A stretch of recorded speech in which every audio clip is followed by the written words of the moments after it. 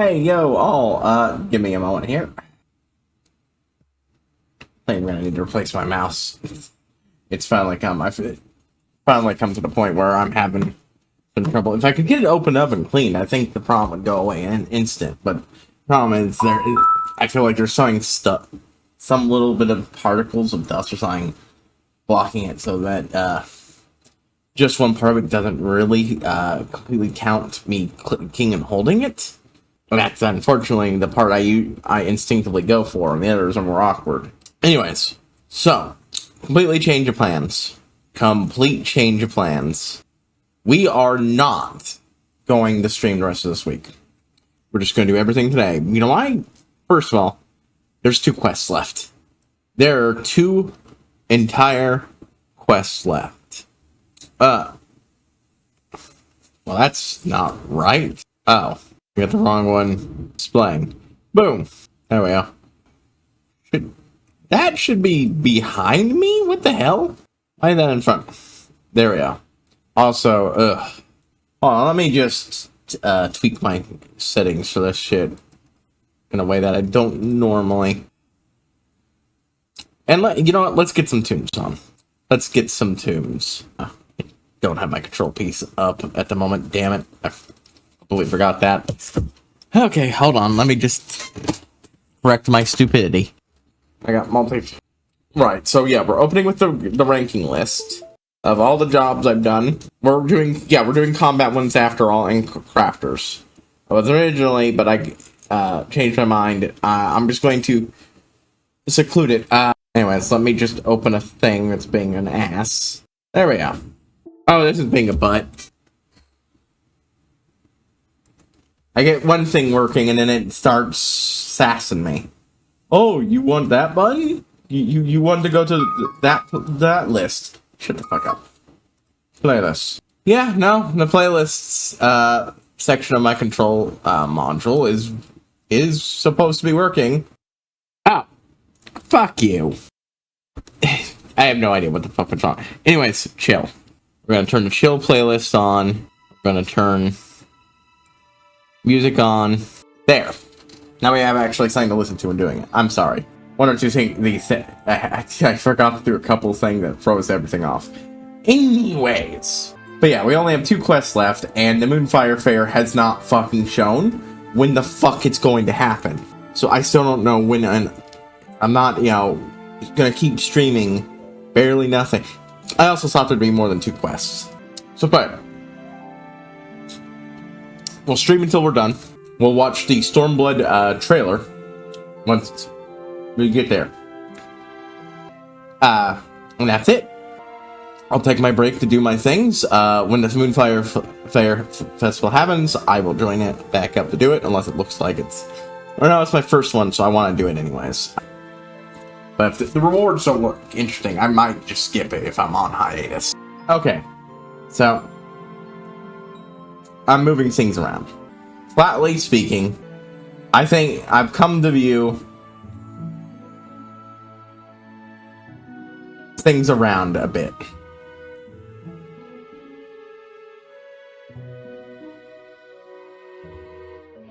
Can you see what great help visually demonstrating my issues here.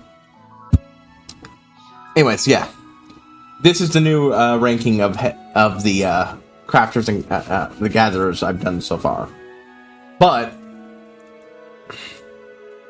I preempt. You might be wondering what the fuck's going on out there. Haven't played. I moved the haven't played list. Hold on. I am going to fucking change this up though a little bit. I think this could look better. There we go. I forgot about that. That looks better now that stuff's cropped out because it's, for one thing, it moves it up. Anyways, there we go. So, already ranked. That one will stay down there. We're gonna do crafters first, just because. So, ARR. I'm ranking these on different systems, partly because if I rank them together, they'd all be most of them would be blown out of the way by the fucking combat quests, and even the Heavensward Fisher quest would be near rock bottom. it's best to give them their own rating system. So, obviously, ARR, Alchemist, just the fucking best quest. The only exception that this would probably be up there, even with the combat jobs, better combat jobs. It is that good of a storyline. Solid stuff. Since we started off with them. Nope, that was just me dragging it around so I could eat the her. Get fucking out of here, fly. Get away from my food. Anyways, Heaven Sword. Definitely not on par with Alchemist. Bar none. But it was good. It was good. It just wasn't anything spectacular. But, you know, you can't always try to chase being as good and better as the highest quality shit. Okay, so, next up, let's start in order of these. So, Blacksmith. ARR Blacksmith is... it's okay. It's nothing spectacular. I wouldn't call it terrible, but it's nothing spectacular. We'll see if it goes down based on how I'm feeling this. Heaven Sword Blacksmith, on the other hand, is... let me see how I feel. I like it a lot better. I think it's about on par with Alchemist, honestly. Please take this front time around. Crafters and the Gatherers were a lot better in Heaven Sword. With exception of this bad boy. I thought about labeling this just talking, but we are still doing the game, and we're going to shift into doing the game itself. This is, of course, going on my reaction channel. By the way, quick update for my reaction channel, people. If you're wondering, this just took so much longer than I thought. Now that I'm finished, I'm going to be fucking fixing up my model stuff like I've been talking about elsewhere, and then we're going to record Invincible Season 3 and Fallout Season 1. And 2 if it's out by then. I don't know. I haven't been keeping up. Anyways, so, nope. ARR Goldsmith, easily on this level just because of how fun it is, even if the storyline itself isn't memorable. It has some really fun characters. Correct that. I hate to break it. Well, we've already gone down. These actually have decent overall stories. This is now the good characters but not memorable story slots. This is alright, but it doesn't even have the memorable characters to it, I'll be honest with you here. This is hard for me. So, this has a more firm storyline, but the characters aren't as memorable. But I really liked how it ended. So I'm going to put it on the same bar, because, like, I'm a sap. I enjoy shit like that. But I do prefer the characters. But the characters we get in ARR are still there, so... you know what? I've talked myself into it. It's barely an A. It's an A-, but it's there. I'm a big sap and I enjoy it, but I still can't feel like I can consciously put it higher than that.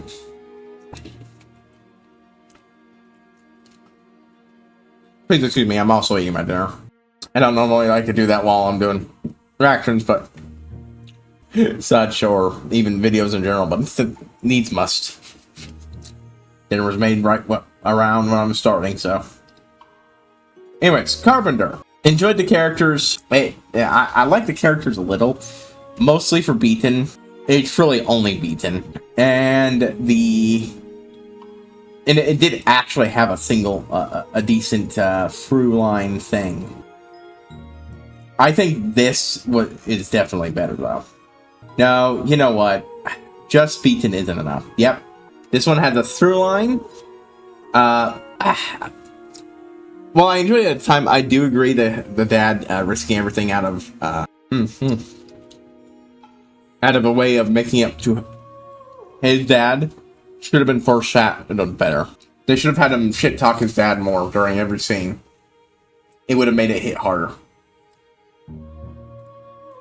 That being said, so yeah, it's below that. This is now the bottom rung. This is... Do I like Heaven Sword Alchemist more than I like Heaven Sword? Yeah. I don't like it as much as the Blacksmith one. Just because I like the tiny little badass who ultimately fails to achieve what she set out to, but gets what she was wanting at heart. ARR Leatherworker. It is nothing spectacular. Jiva, it can be fun if you play her as kind of an asshole, but not really much of a appealing storyline. To be frank, the character, it has a single storyline, I'll go with that, but it does not. Ultimately, I think it made a big misstep by having the enemy merchant not join you because he's such a fanboy of the local bard. He should have been crushed beneath your heel. Made an example of for being the type of asshole he was. So no, that didn't work. So I like it overall, and it's still miles better than this. ARR. This one actually has a singular furrow line. And characters I enjoy. I'm going to put it above that one. The helping the guy and his one for who get together works great. It's a solid storyline, and Rose and the guy you're trying to help are both humorous enough characters that you enjoy their presence. That's a first. I wasn't expecting it, but it turns out I think our AR is better than two of the Heavensward quests. I just hadn't thought about that. I think I enjoy this one more than Heavensward Alchemist. Do I enjoy it more than Blacksmith? Yes. Part of that was my expectation that the daughter is in Heavensward Weaver. Part of my big expectation was that the daughter would be go, oh, I'm a silly, oh, how silly goose. I should drop my tomboy tendencies and only be a weaver like a proper lady. She's like, nah, I know how to do it. I'm pretty good at it, even. I just don't give a shit. I want to be a conjurer to help the man I love. And whether or not Mom approves that, I'm gonna fucking do it. It's all about helping her along these paths. It's great. ARR Blacksmith. On its own, I honestly would put this just barely above this one here. However, the Heavensward Armor storyline is the second half of it is a part 2 to Heavensward's ARR. And if I view those together as one whole, then they go up here. So it's kind of a half thing. On its own, this is B tier. Together, they collectively rise to be A tier because you have Blent Steer's entire storyline of him going from an asshole who rejects the ideas of, helping unskilled blacksmiths grow into becoming good ones, to rejecting most of the way he did blacksmithing, that philosophy, because he's realized that the best way for him to grow as an alchemist is to learn from others, both in the guild and out. It's great. It's fantastic. Fuck God, yeah. ARRs. Ugh.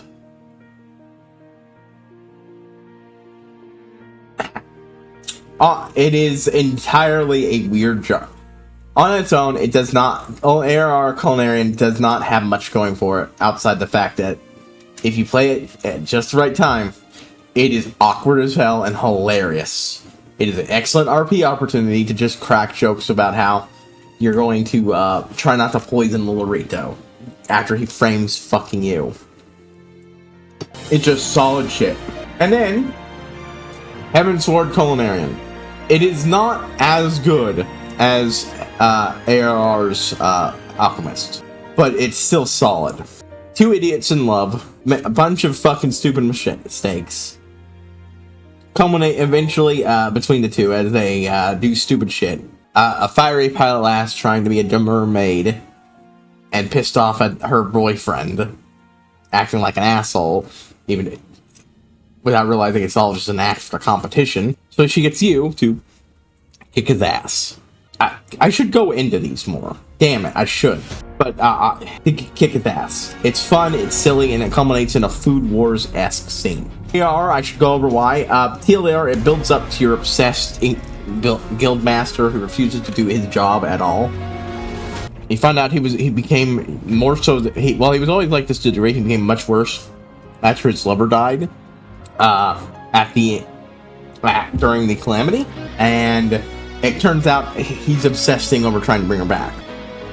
He actually sends you to go pester her sister, to give you her conjuring wand so that he can use that as a focal point for the resurrection. He says even if she had it, she wouldn't give it to him, but it was destroyed during the calamity. So he has you make one that's close enough, good enough to count. A replica of exactly as last time he saw her. And he performs his foul necromancy, except actually it's not that bad, because it was actually only meant to be a temporary way to bring her back to say goodbye. There's no going against the natural order of things. She's only there long enough to say goodbye, and then her body fades with her. Her otherwise preserved body fades with her. It's all very touching, very well done, just magnificent. I've already explained this one. Heaven Swords, I already explained that one. Heaven Swords Blacksmith. Heaven Swords Blacksmith, you get hired by a, noble house. None of these are truly fucking terrible, I should mention. You get hired by a noble house, even within their own scale, to, do some blacksmithing work on a girl's armor and weapons and such. Just minor stuff. You're not doing it as an armorer, so it's very minor, just making some parts to help. They are a fallen noble house. All that's left is a little girl and her, very much unpaid, steward, who outright works a job to keep them fed, which he's doing secretly because he's basically her grandfather and is doing his best to take care of her.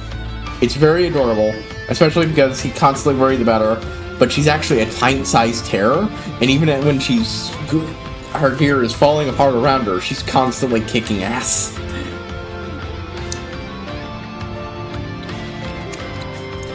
Usually she accepts you replacing her family sword for a weapon of the highest capability. She goes into the grand melee, where she can win her knighthood.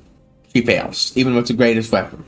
But she was going up against a grown man, and it had everyone convinced she was going to whip his ass just from sheer determination and skill. For a very brief moment, that was enough that the head knight went out, found her, and said, "Yo, we're going to make you a squire anyway, because like hell we're wasting your talent."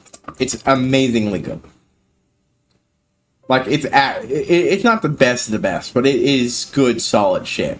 Again, this is just a lot more emotionally resonant for me, especially with how I was very afraid of it going wrong. This is entirely because it does what none of these other do, and acts as a continuation of the ARR Crafter Quest. You act as the forensics assistant to a couple of guards. There's a guy fucking around with cloning tech to make himself younger, and that's a previously existing thing, but it was belonging to an ancient civilization. An alchemist has gotten some stuff, though, and had found a way to make it partially work via doing horrible things to innocent people in order to make himself a new body that could host his soul. Even have a neat twist where it turns out he let you get one of his perfect body early on, because he figured out you were along his trail, and if he didn't complete all his stuff before then and you caught him, well, he'd have a way to escape and you'd never see him again. He body jumped mid-trial. But yeah, we've AR. I already said that. Yeah, you generally make stuff for people, but partly for you it gets a central plot line. This dopey miner is in love with a rich girl. He keeps trying to impress her, so he comes to you to make him nice clothes, which he then pairs with something his buddies suggested, and does something ridiculous. And comes back like, I don't know why that didn't work. Eventually, it turns out she always liked him, but she was actually put off by him acting like a weirdo. And it was only him saving her from getting smacked around by the dickbag her dad was trying to set her up with. That, made her fixed that. So, that was a solid one. Heaven Sword Jewel Crafter. You're making an anniversary gift for a couple.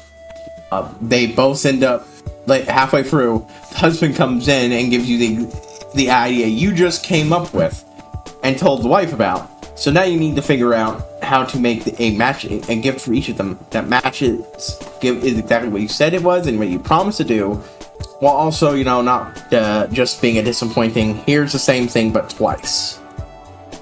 So you get their favorite song, go to the guy who composed it, who composed you 2 unique versions designed to play together to form a new song, just for them. It's honestly a very touching and scene. If you're obsessed with that stuff like I am, it'll rate higher to you. Heaven Sword Lumberworker. Extremely well-crafted spear shaft is found in Gridania. It's clearly Ishgard makes, so you go around poking around the knights to try to find out whoever it belonged to. Turns out it was belonging to a knight who died fighting beasts, horribly dishonoring his family, so they went from temple knights to gutter rats, basically. His son grew up hating him, and is now trying to make up for his dad's fuck-up by earning a bit way back for his son. You get some nice father-son bonding. I don't know why I said daughters. Here and there, but I think it does ultimately fall flat now, the more I think about it. Because you find out apparently did not actually died fighting the dragon he's been trying to kill. And there's a nice poetic bit where he's only able to kill the dragon because of the wound his dad left. But the idea that it's suddenly okay for him to put his life in danger to kill this dragon in such a hard way because out of a desperation to make up everything he said about his dad, it didn't really set that up. It could have. With a few lines here and there. But outside the functional quest, his dad basically stopped existing as far as the story was concerned. Heaven Sword Leatherworker. You get contacted to deliver a sample of leatherworker goods from the Leatherworker Guild to an Ishgardian leather trader. She wants to put a big order, but because it's the Gridanian Leatherworker Guild, that's never going to happen. So instead, saying your fine work... sorry. Oh, hold on.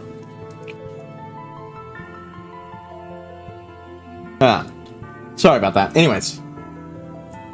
She hires you on as a consultant. Basically, you make stuff, which then she gives her people to copy and turn into stuff she sells. Her shtick is that even though she's set up in the rich merchants quarter, she's trying to aim towards selling towards the poors. Because there are a lot of people who will go on, I don't care if you have the money, get the fuck out of my safe, you poor little pissant. That's what I was complaining about. The merchant in there who does that eventually becomes one of your allies. Just because he's a fan of a bard that you've started collaborating with.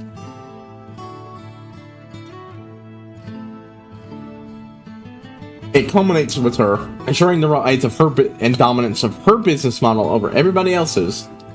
You know, selling the for both when they can afford it and making good quality, cheap goods. By getting a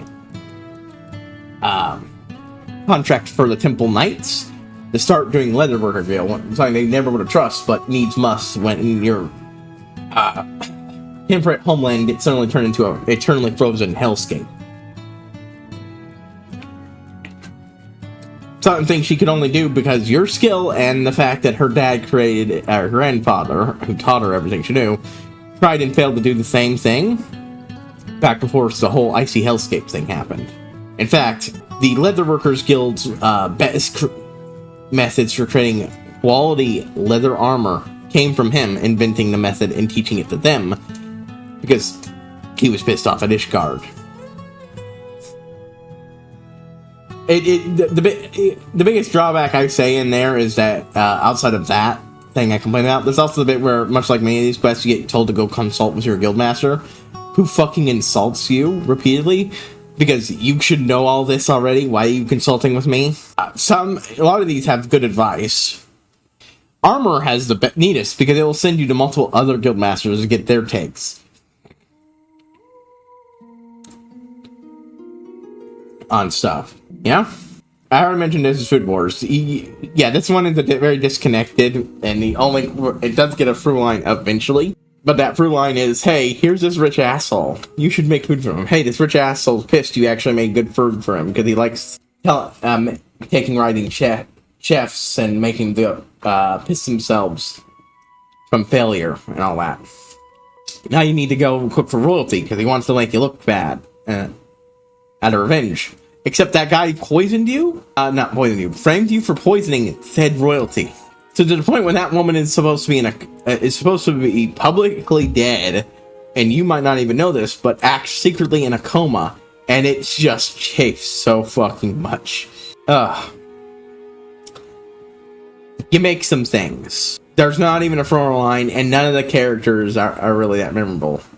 And then end of things. I'm just gonna say it.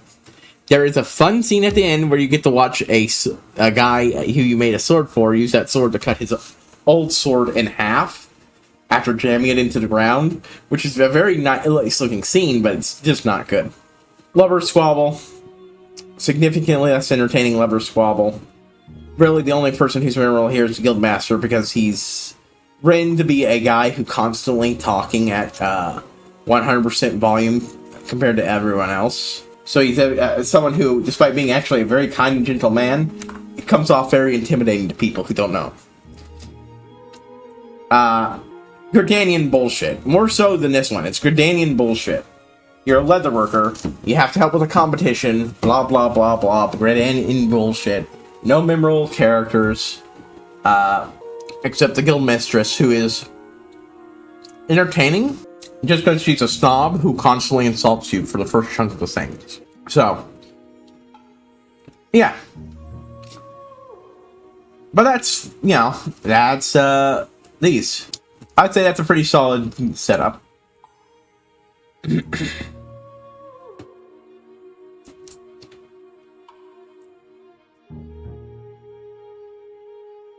But,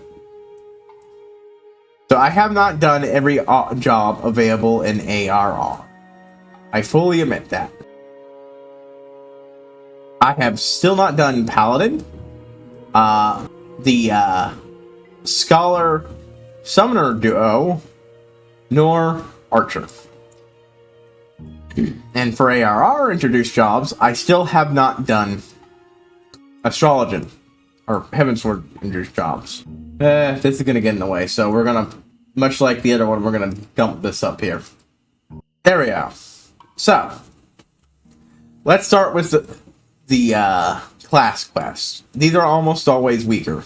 In this, you learn from an old, Master Roshi type how to be a pugilist. He used to be Hotshot, Haman the Holy Fist, but he's clearly a shell of his former self who just acts like he's the greatest thing, still at his young capability. He leaves most of the training to his greatest apprentice and assistant. And surrogate kid, really. And until halfway through, when not on a job training you, he gets involved with a criminal group. Turns out one of the other two kids he took in and raised and taught everything that knew. Well, this is where he ran off. He joined the criminal organization. Turns out it's because he was upset about Master pretending to be, his former self, and felt lied to and used and all that. So, after a very funny moment where he gets Hammond gets his ass beat by a low-level mob in a very funny scene where half the fight is just him failing to hit the thing and then it suddenly does a kung fu move. Fucking funny. But overall, it is not a lot, because after that point, you help train him back up. And it was actually a good moment where you just fight him repeatedly as he gets, and each time he gets better and higher level, even giving him the level up sound and such. Then you gotta go beat the leader of the one of the leaders of the organization criminal group, and an old rival of his who's raring to finally kill this bastard for humiliating him in the ring. It's a solid one. It's a solid class quest, but I definitely don't think it's the best out there. It could be better in a lot of ways. The kid's reason is his one of his adopted kid's reasons is dumb, and he just walks back into the group a little too easily for all he's done. Though he did turn on his boss partway through a battle because he realized that how stupid he was being. But still, monk. Then we transition. Let's do the class ones. Lancer, Gridanian bullshit. How would I should? What a shocking twist! It turns out Lancers are fucking. Man, is this 40 minutes in? Damn, I was not expecting this to take that long. I'll still be able to finish stuff tonight. Like I said, I'll go later. Lancer. The ultimate debate of the Lancers Guild is, what is courage? The answer, of course, is that both the guild master and the other guy he's going up against are idiots who have no idea what the meaning of the word is, are just making up whatever bullshit they can. It's incredibly stupid, it's incredibly annoying, and while the bad guy does have at least something sympathetic to him, it's just... yeah, it's not good. It's not good. It suffers from Gridanian syndrome. The Rogue's Quest. Here we have our first S tier. A solid storyline and great characters. The Rogues are pirate secret police. Their job is to keep everyone else from breaking the pirate code. No stealing from other pirates. No slavery, shit like that. A modern day element, so that also means no, since they've become part of formed a nation, that means no longer not attacking their allies either. Incredibly fun characters, and the storyline that eventually forms is, as you're training, you slowly but surely unveil a conspiracy to blow up that nation so pirates could go back to the way they were and all that. You have to put that down, and to make it even more interesting, you have one of the non-secret police cops who's pissed about, who hates pirates and the ways of their nation used to be, and sees you as part of the problem. So she's formed a competition between your two groups to, prove whether or not you should still be allowed to exist. It's fucking amazing. Everyone talks in a fun way. Has fun, goofy dialogue. It's great. The guild leader accidentally breaks the code a little bit when he eats one of his guildmates' sandwiches. Little finger sandwiches she was looking forward to all day. And gets strung up outside. Hanging up there. All night. As punishment. It's great.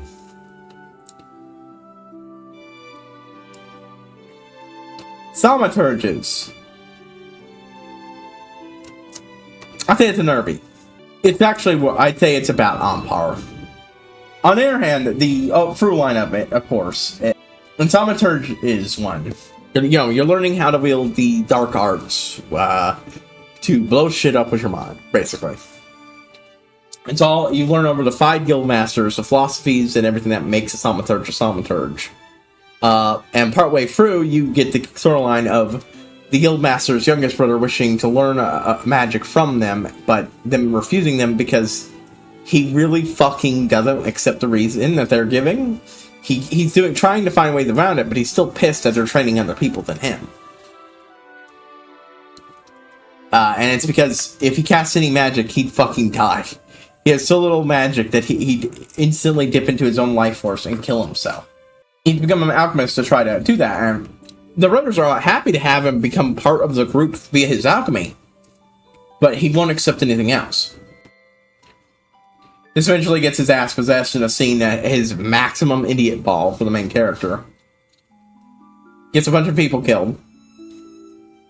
And eventually leads to the brother unveiling part of the philosophy of their guild that he had purposely hidden? Because he's the head guild master, even if technically there's 5 of them. He's the most senior and still the best, so they default to that. And when he first got the position, he hid away part of the biggest and most important lessons about being a thaumaturge because he believed that thaumaturges shouldn't be that brave and that should be cowards, and it's dangerous and it's going to get our people killed. He unveils it, teaches it, and then use that as part of a strategy to save his youngest brother's life without having to kill him. It involves putting himself in danger and almost dying to do it, but it's good shit. Good shit. Marauders. It's not rancid garbage like the Lancers, but plotline, it's nothing to write home about. The funnest moments is the fact that the villain of the piece, a massive monster that you have to kill, a giant bull. It's called the Mountain That Strides. Hey, Game of Thrones reference. But some of the characters are called Starks and shit. They were making Game of Thrones references.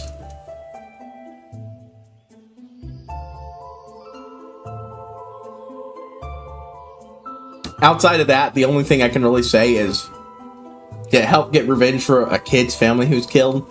But again, there's nothing really there. It just doesn't feel great as a storyline. The only really memorable one is when the guildmaster decides the best way to train you is to tell you to go to a spot to fight some more bandits, show up with the rest of the guild all in costumes and attack you, while his sister, who he sent to, play the healer, because you need a healer at the tank, it just continually goes, what the fuck is this idiot doing? Like, he thinks he's fooled you, but it's very clear that it's pretty obvious. It's not a good disguise. It's a very silly, fun moment, but it's really the only thing worth remembering.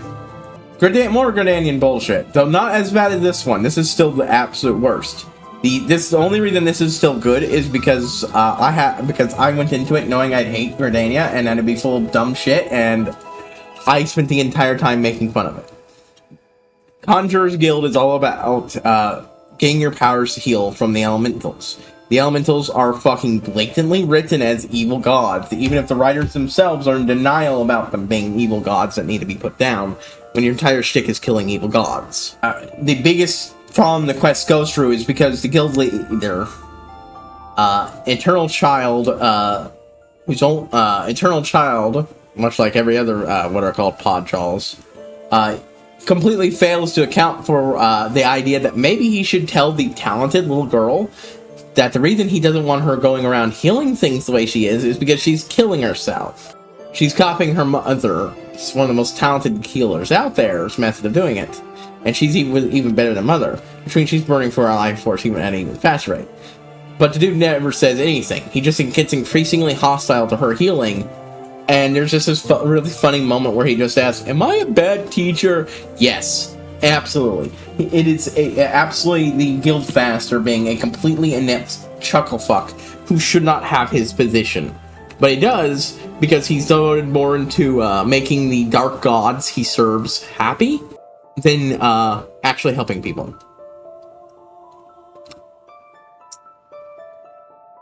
Anyways, after you indoctrinate the little girl into the cult of the dark gods, I mean, it does prevent her from killing herself, so it can be very fun, but it's so bad because, once again, Gridania sucks. And your writers refuse to ever engage with why it sucks. And I know this even going forward. Dawn Trail might have changed something, but I severely doubt it. And hell, the Endwalker patches might have changed things. I don't know. I haven't watched someone else go that far. Alrighty, now we are on to actual jobs. Combat jobs. Okay. ARR Monk. ARR Monk. That's a good solid one. It's definitely a B tier, like the others. It's nothing spectacular. It doesn't do anything better than Pugilist, but it also doesn't do anything worse. So it's definitely the solid model of a ARR job. You get higher protection by for a professor, and while protecting him, you run into the monk who was supposed to be protecting him but ran off because he's more concerned about growing strong enough so that he can, fight for the Alamigan resistance and help his people. He knows that you've got the talent, he helps nurture it, grow it, all while you begin learning about aspects of your abilities and the past of the world with this professor who's going around and studying the energy of ancient battlefields, which is also coincidentally some of the best places you can go to grow more powerful as a monk. When you kill things near ancient battlefields, you absorb the energy that the creatures there absorbed, the environments absorbed from the battlefield, people dying on the battlefields, allowing you to grow more powerful as a monk. Eventually, though, it's revealed that the reason he was nurturing you is because he's going to kill you and use you to awaken the final level of power, since that's what he thinks it takes, and he will do anything he can to help the Alamegan resistance. At which point the professor is infuriated by this, because he's also from Alamigo, also displaced from the conquest 20 years ago, and is very fucking upset. Because Wilred, the monk, reminds him a lot of his son, and his son got his ass killed doing this. He's very pissed that he's not only doing something so desperate, so fucked up to someone who was his friend, but he's throwing on away for shit that isn't... It's complicated, but it's still solid, and it's nice having the professor who spends the entire time calling you all idiots, superstitious idiots.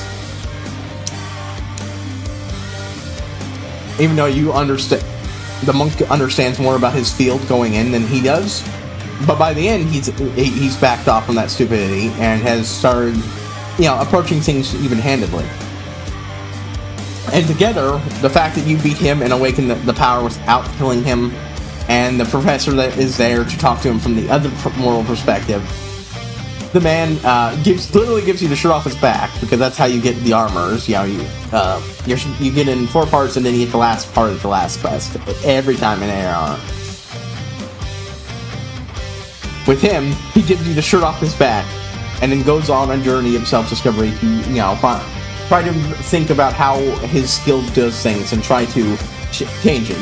He still devoted to Allegry and Resistance, but that goes into Heavensward, where he shows up again, and he's taken on students. He's trying to instead of selfishly raising his own power, he's trying to raise up enough people that they might be able to do it. Then it turns out he's not the only monk who survived the events of the whole war. He thought he was the last surviving member of the Fist of Ralga. Turns out there was a second group.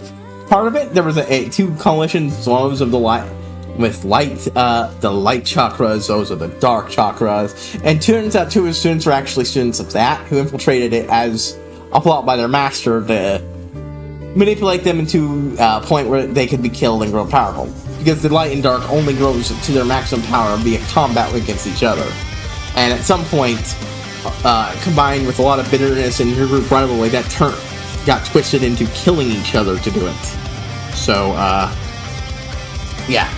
You have to kill the guy because our choice, but his 2 students are ultimately good people. He just picked them up and trained them and taught them, and, family, except actually mirroring the usual one. But he's an actual bastard, and he was using them as tools, and once they're no good for him, he was going to kill them.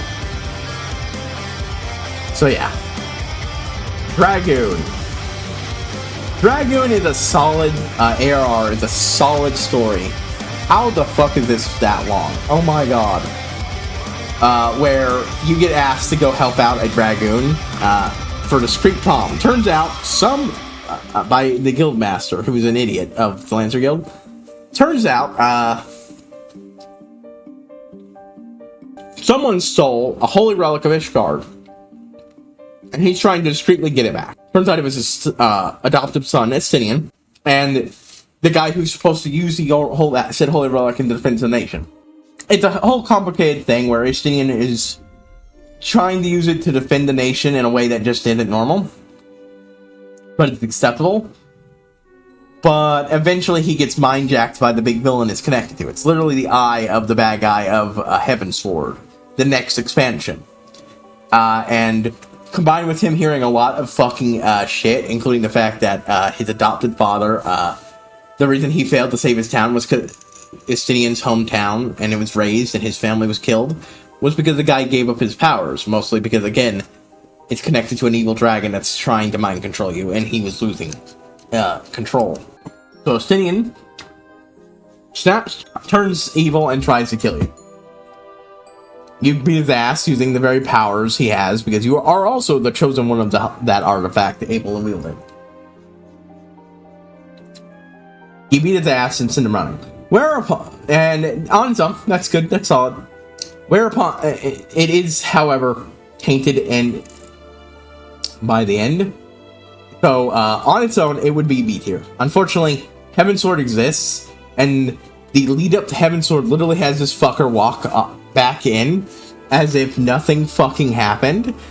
And if you've done the quest line, you get a small little comment that, don't worry, I'm worried. All's good now. No explanation, no nothing. The last time you saw him, he was working for your enemy, and now he's here, it's supposed to be your friend. It is never properly addressed, it is never properly handled, it is just bad. And its only salvation is that Estinian is a fucking great character, and a lot of good stuff happens with him in Heaven Sword. Heaven Sword Dragon. It's alright. It's about on par with all of these others. There's nothing particularly special about it, but nothing bad. But you meet another person who is almost the Azure Dragon. That's the chosen of the eye of the dragon, but was not selected over Estinian. She's trying her best to be the greatest dragon she can, because much like Estinian, she's an adopted and is trying to honor her family the best she can, because she doesn't think she's worthy. Meanwhile, her parents are like, honey, we just love you. Please stop putting yourself in extra danger. And then her actions get herself captured, dosed with dragon blood, and having to fight against turning into a dragon. And eventually, you know, ends with her seemingly never being able to go back to Ishgard. Not true, of course, if you complete the main quest, but that's how things are looking at the end of that. But much more secure in herself and her family. She knows her parents love her. She's just not able to safely go back to Ishgard, and so she'll just defend her nation and family from the distance, using her newfound power that she once craved. It's not bad or anything. It's just nothing good, and particularly great either. Okay, Ninja ARR is it's alright. It's good. It's nothing nearly good as the rogues, unfortunately, and that's the biggest disappointment. It calls the rogues up, and it's just so some ninjas show up, the rogues get involved. Eventually, things happen that you get apprenticed to the ninjas and join them in their mission, hunting down the traitor who backstabbed the nation of Doma. Ignore that. That's for something else with my mainstream, and I'm not doing that right now on this content. Holy shit! I did not expect this to take this long. Well, the good news is we're almost done. All told. They backstabbed the ninjas, sold them out to the evil empire who took over Doma, the same one who took over Alamigo. The established Alamigo.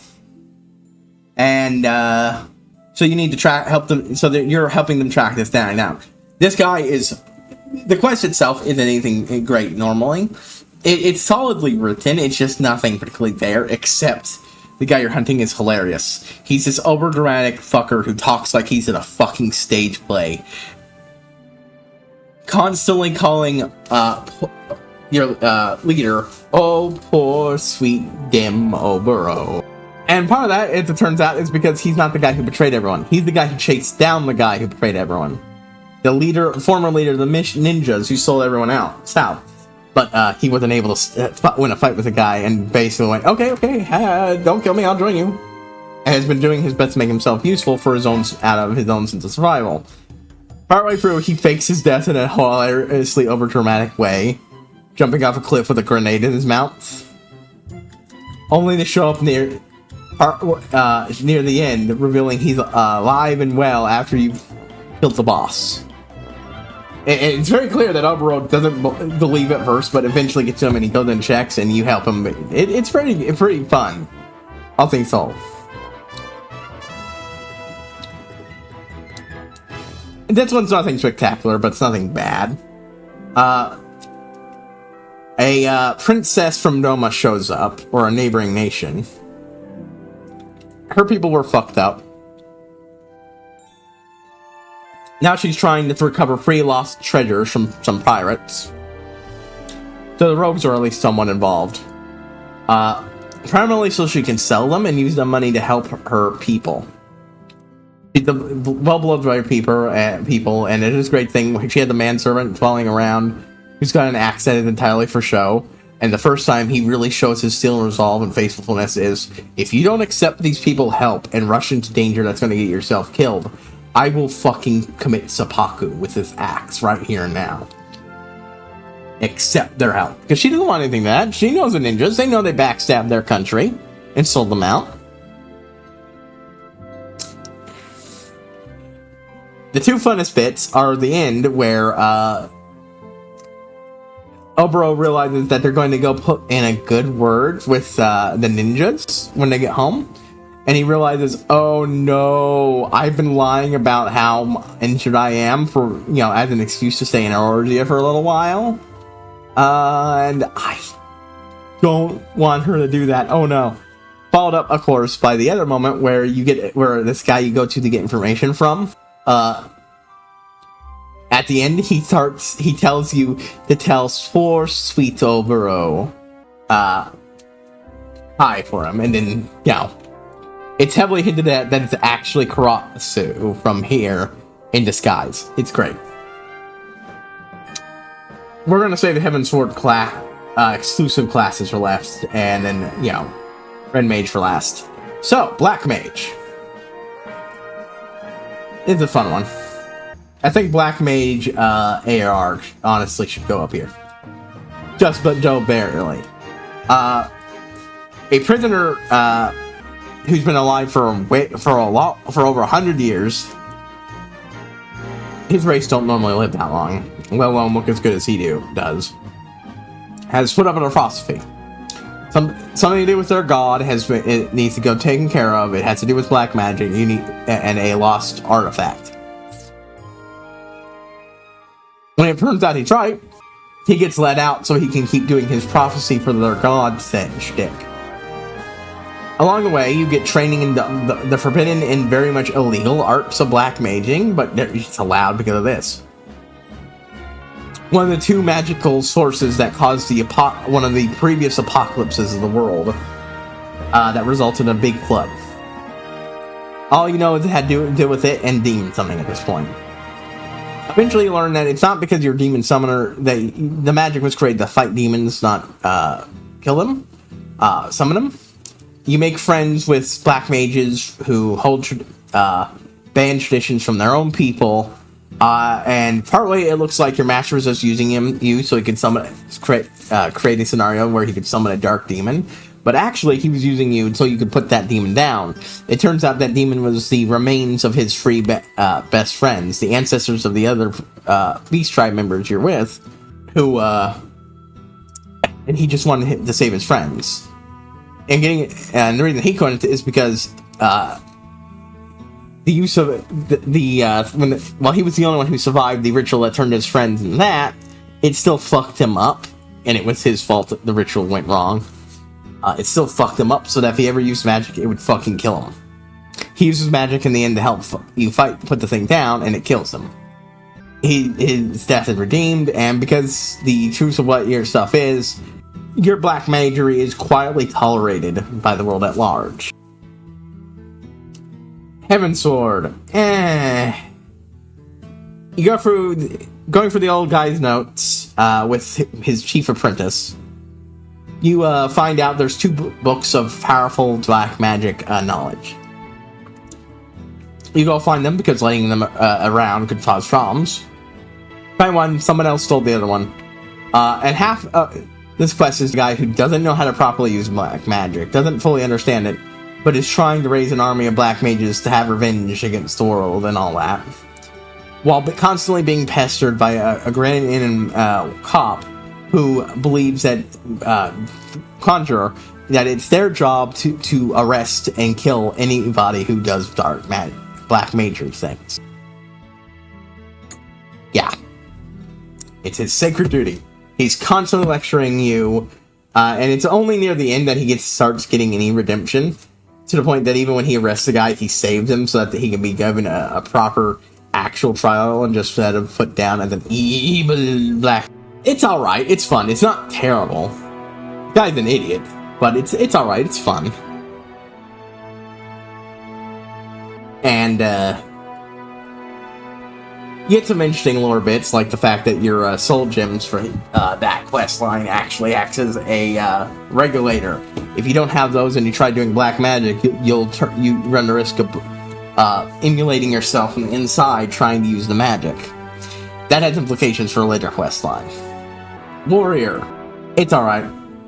It's nothing spectacular. A lot of these are alright. They're not bad, and they can be enjoyable at the time, but in hindsight. It's all about learning about Warrior, which is basically a berserker, learning to handle your inner rage and tame it. While your mentor, who barely understands how the workings of his ancestor that he's passing on to you works, struggles against it. You find his long-lost brother, who also practiced the art, having devolved into an animal because of it. Thankfully, you save him and knock him into his senses, but you have to do the same for the younger brother. The funnest part is he's named Curious Gorge, and he absolutely is aware, and apparently Curious George exists in the universe, and he's not happy with the comparison. Don't reference it. He's a fun character. Heaven's Ward. It's more of the same with his issues. His brother's around to help give you guidance and unlock more secrets. But this one's all about finding a way to do what you already do safely for other people. So he and his brother can finally live their dream of passing on the teachings of Warrior, of their ancestors to the world, as people to defend and save people's lives. It's fun. It works great as a continuation of this, which is a rare thing. But at the same time, it didn't even feel that spectacular at the time. Despite being filled with Gordanian bullshit, White Mage is actually pretty okay. Honestly, pretty fine. Because it also has a part of it is you telling the White Mage tradition to go fuck itself. White Magery is actually generally just as legal for most people to practice, and the only people who are allowed are the eternal children Padrals. People blessed by the elementals. They're kind of stuck-up assholes. When it comes to the elementals and their bullshit. Some of them are alright, some of them are better, and half of this quest is you convincing this one guy he's being an idiot because of his people's traditions. That even though you're not a Padral, you've been chosen by one of the greatest members of White Mages in their history to carry on the tradition and save the fucking day. And which leads to, in my opinion, the significantly better. This one expands it to telling both of the White Mages you interact with that they're being idiots and that they need to nut up and actually ignore the moronic laws that say they can't leave their home, and so they can actually proactively deal with threats to their home that are happening. So that's fun. It's got the first aura, one of the first aura in a major side quest that shows up in the game. One of the later ad races in my played race, so I was very happy. And it even ties into the Dark Knight quest. Basically, Ura persecuted a lot of their people because they look kind of like dragons in Ishgard. A lot of them are killed, and there's this one who's very messed up by it, and one of the results is she's fucking around with necromancy, and including altering the very aether of the world, which is fucking up nature, to support her necromantic creations. All because she wants revenge for what was done to her. So, fun shit, you know. But again, the biggest thing is that it involves telling them they're all idiots, because it turns out the guy who cast on his abilities to you was a Padral who was the only one who went, your rules are stupid, I'm gonna go help save people, and save this land, and then save people's lives. His entire shtick was, your idiotic rules are preventing me from saving people's lives, so I'm gonna go fucking save people's lives. Peace out. That makes him that's half the reason why I'm putting this here. It's definitely not the best one out of these, it's still the worst, but alright. Now we got all the jobs that appeared in Heavensward as expansion, or in this case, a Stormblood one that I've only done the first half because I'm in Heavensward. Mechanist. Let's start with this one. Just Red Mage. Red Mages are one of the best. Red Mages are the results of survivors of what happened who didn't reject the idea of using black magic and white magic entirely, but instead synthesized a better way of doing it, of doing both that was safer for everyone. It involves using yourself as a magical conduit instead of drawing upon the world like black magic and white magic do, to boost the power of thaumaturgy and conjuring to semi-comparable levels. Most importantly, it involves using both and balancing both. That's the lore-wise. Gameplay, story-wise, you become the apprentice of the guy, half because it turns out another friend of yours managed to pester him into teaching him the ways of his mostly lost sect, and she put in such a good glowing word for you that you went on, that he gave you, that as soon as he saw your medal, he decided, yeah, you know what, I'm going to make you one of them too. Partway through the quest, you discover he goes around, you know, they're the red swordsmen who wield magic and stabby bits at the same time. And they got a lot of classic Final Fantasy Bard energy without the musical components and performance halves. That's for in Final Fantasy XIV's Bard, which I haven't done. You know, they're swashbuckling swordsmen who go around saving the day and righting wrongs. Partway through this quest line, you discover a girl who's been drugged in a crate with no memory of who she was. She's also weirdly good at conjuring. Yeah, you discover. And partway through, she convinces the main red mage to teach her his ways. So he takes you on a student, and then partway through training her and helping her get over some of her issues, it's discovered the big reason he was poking around this area to begin with. He's on the hunt for the bastard who betrayed his people and sold them out, because they were also part of the Almagan resistance to the big bad empire. He's running around causing chaos, and finding him is no easy task, because it turns out he's taken to new heights. He's figured out how to take the part of black magic, white magic that involved drawing upon the environment for power, and use it with red magery. Remember how I said doing that without a black mage thing will burn you from the inside out? Even more so, because you're running this shit through you. This would kill you if you were to do. Which is why he made himself into essentially a vampire and starts draining your blood during the fight. He is a fun character. I am running on, and so we're going to get to the next. But yeah, it's a fun, very well done set of quests, but it's also very incomplete. It leaves on a big cliffhanger because it's a Stormblood quest line that you can do half of in Heavensward, because that's the way they did these for a long while. Case in point, Mechanist, the best gameplay. But that's not a factor here. A rich noble is trying to arm the proletariats. That's not all of it is, but it really is. He's trying to, you know, show Ishgard that guns are just a valid way of protecting their nation from threats as swords and spears. He has to fight against his own dad, a bunch of other people, and part of it, his problem is, it's got loads of great characters. It's got solid sign where you go up against rivals trying to prove what you're capable of.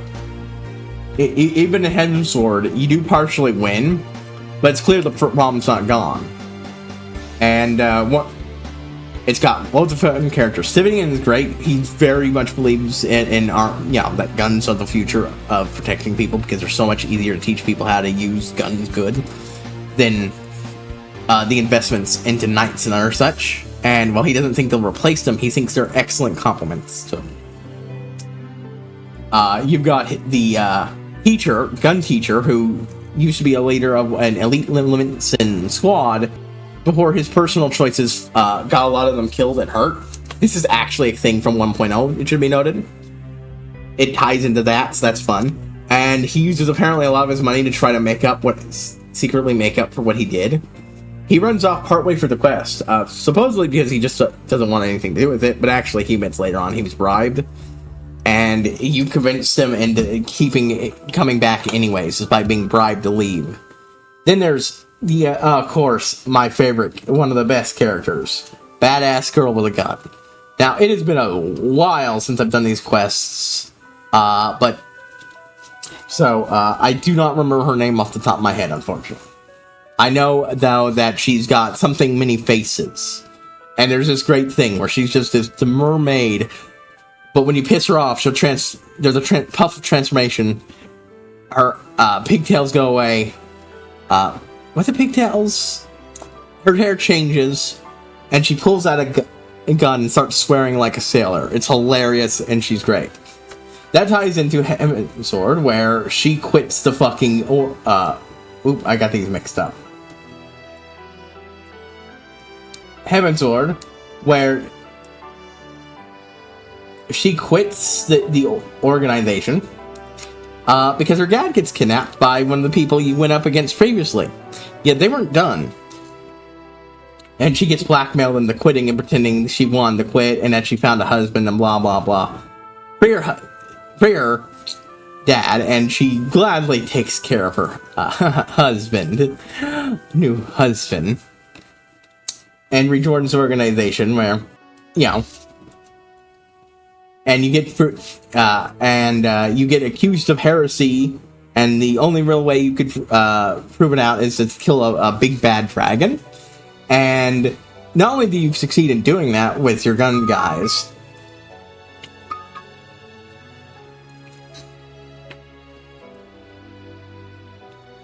but you save the asshole who accused you's life in a very great scene where Joy tells him if he keeps fucking talking, she's gonna shoot his gun off. And then he keeps talking, and Simi's like, oh my fucking god, he's still talking. It's great.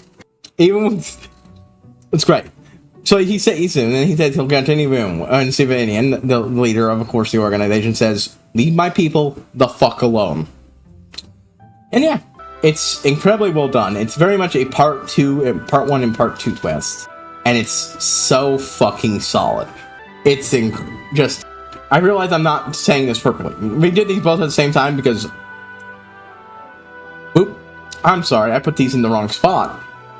And here we have the best job quests in all of Heaven's Sword. I haven't even done the other stuff, and I know it's going to pale in the comparison. An ARR. Dark Knight. In Dark Knight, you find a corpse that got dumped in the broom as charity by the Temple Knights after executing a guy for heresy reasons. You find a soul's gem on the ground, you pick it up, and immediately fall unconscious, hearing a voice. When you wake up, the corpse is also up and talking to you. TLDR, this is a quest dealing with your own repressed negative emotions about having to constantly take care of everybody's fucking issue, about having to save people constantly, having to go fetch people's fucking groceries for them when you're the fucking big dick savior of the world, and then being told and having to deal with ungrateful dickheads. And that corpse is literally possessed by your manifested dark side, born from your desire for a teacher to guide you through this new form of power, and in shit in general. Your dark side only wants what's best for you and is trying to help. It's also very clear that while sometimes the corpse is going around, walking around, talking, sometimes what the shit she says is you. And yeah, it changes based on what your character is. There's a great moment when you help rescue the goods for a trader in Limpsa, and he gets pissy and demands you pay him back because you got blood from the people who stole it on his goods. And your dark side goes on a massive rant about how she wishes that she would have let you people fucking be killed. That she should have just let you fucking people be killed by the goddamn kaiju that was gonna drown your fucking nation. The guy runs away, and then the nearby guard who had previously admired you for what you are, had just talked about how much of a hero you are, is like, I understand how you might feel, man, but that's It's very clear that even if it's not obvious, you absolutely said that. Then they hide shit in the quest log. They never do that, where it's your perspective. You're getting pissed off at people and so on. You get pissed off at your new mentor. It eventually ends with a big battle where you whoop her ass, and very big public battle, but thankfully among friends. And you whoop her ass, and then embrace her, and she's like, you idiot. Takes her hand. I'll be here if you ever need me. And fades back into it. It is so fucking good. This one is also so fucking good. After getting ambushed by some of the knights who saw what you did, and unlike their bosses, don't care that you're, such a great person and have saved all their lives over and over and over again, you whip their ass, of course, no trouble, and then let them flee because you're not a psychopath. Did I mention there's a point when you said in this one where you help save a woman who was implied that she was going to be raped and murder your way through a bunch of temple knights? Yeah. All because she made the mistake of getting upset. A knight knocked her elderly grandmother to the ground. Again, AR, the first bit of Dark Knight is so fucking good. But this is also so fucking good. Anyways, a guy shows up, a fellow Dark Knight, and turns out friends of the guy whose corpse your Dark Calf is riding. After talking back and forth, he says he had heard shit happening like that, but he is shocked you survived. He also tells you to stop being a Dark Knight because you're too much of he didn't quite use words, but I will. Too much of a pussy to do it. Because he killed that guy you let go. He is a Ura, like I mentioned, and he's the survivor of the massacre. That shaped heavily who he is. His mentor picked him up, saved his life from the knights. After his mom and dad died, he chose to die before him to try to, spare him. It's just a big horrible thing. He goes on a story about how his people offered mercy to the knights before, and they just came back with more numbers and murdered nearly his entire people who had been in the area. All because they look kind of like they might be related to dragons. They're not, by the way. They're not. The horns they have on their heads are ears, not spikes. Yeah, I know.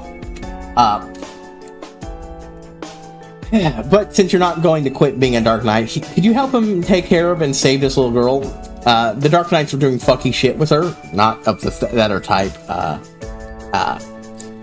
Going on, and they're constantly going on about she's an abomination. You eventually find out it's because on the surface of it, it's because her spiritual energy is fucked up, because Gerald's dad was sipping a lot of dragon blood, like what happened in, the Dragoon storyline, Heaven's Sword storyline, because he was a traitor, and when he was discovered as a traitor, I'll get that, and he passed a lot of that energy to her. Actually, it's because because her traitor dad transformed into a dragon and nearly murdered her mom, and because her mom was high up in the church from a family that always had members of church, this broke her. And she had her daughter thrown in a darkest dungeon she could, and when that didn't work, she decided she's going to chase her to the end of the earth to kill her. This woman is clearly completely broken, and a lot of the quest has to do with finally coming to accept that. And the final moments involves her praying, giving the order to that little girl, the Dark Knight you're working with, to take her to execute her mom, and then praying for her soul to the gods she was taught to worship. It's so fucking good. The biggest thing I will say is there's this bit where apparently the guy is more focused on, it's revealed that the guy was actually more focused on trying to grow more powerful as the Dark Knight than actually protecting her. And that wouldn't have been a problem, except he kept yelling at her about how much he and his friends sacrificed to keep her safe, when all they really cared about was... Because that's why he died. He went out to get stuff, got caught by the Dark Knight, the Temple Knights, and killed for heresy. And she was pissed at him for daring to guilt trip her for shit that they weren't doing for the sake of her. They were doing the sake of growing more powerful. But it's still an incredibly emotionally resonant storyline, actually. there we go. Absolute dog shit. The king of the best storylines. This one is very much the bottom of the rung, with these three being much better. But God, they are so good. Yeah. Oh shit. I can't. Oh my God, I'm pissed. I forgot to fucking post my goddamn. I'm an hour in and I forgot. Oh my God, I was writing out. It's because fucking dinner was ready right as it happened, and I had to go get it. Well, I'll get my announcement on. Join me as I'm so fucking infuriated at myself. I'm so fucking pissed off about that. Anyways, we'll do the wheel spin as soon as it's over. I just didn't want to interrupt this because this is already running on so much longer than I thought it would. And that's actually was not what I wanted.